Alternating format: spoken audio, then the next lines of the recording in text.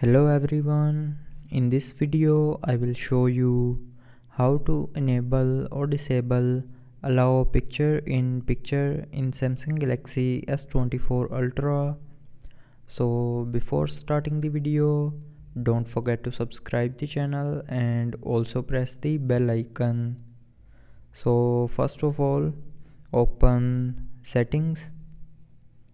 Now in settings, scroll down and here click on apps.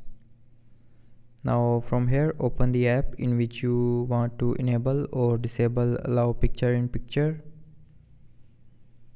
So after opening the app, scroll down and here click on picture in picture. Now here you will see a allow permissions button. So if you want to disable allow picture in this app, then turn off this button. And if you want to enable the allow picture in picture, then tap on this button to turn it on. So with this button you can enable or disable allow picture in Samsung Galaxy S24 Ultra. So I hope you liked the video. Thanks for watching.